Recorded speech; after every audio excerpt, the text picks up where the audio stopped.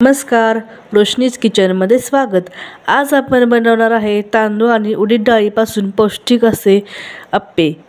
त्यासाठी इथे मी 2 वाटी तांदूळ, 1 वाटी उडीद डाळ स्वच्छ धुवून रात्रभर भिजवून घेतलेली आहे।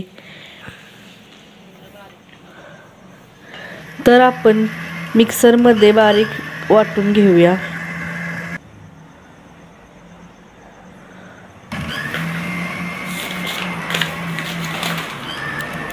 त्यानंतर 6 ते 7 तासासाठी हे बारीक केलेले आप्याचे पीठ आंबवून घ्यायचे आहे।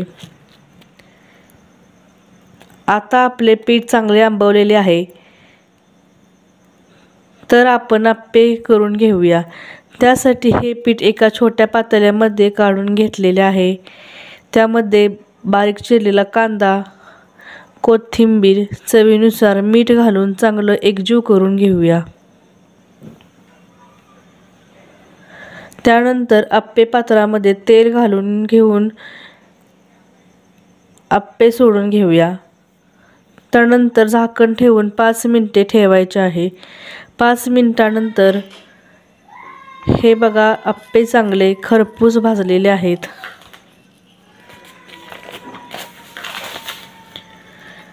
त्यानंतर आप्पे पलटून घेऊया आणि आता दोन्ही बाजूने आप्पे चांगले खरपूस भाजलेले आहेत।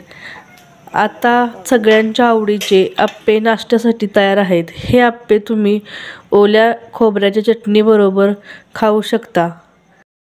रेसिपी कशी वाटली कमेंटमध्ये नक्की सांगा। व्हिडिओ आवडल्यास लाईक सबस्क्राईब करा। धन्यवाद।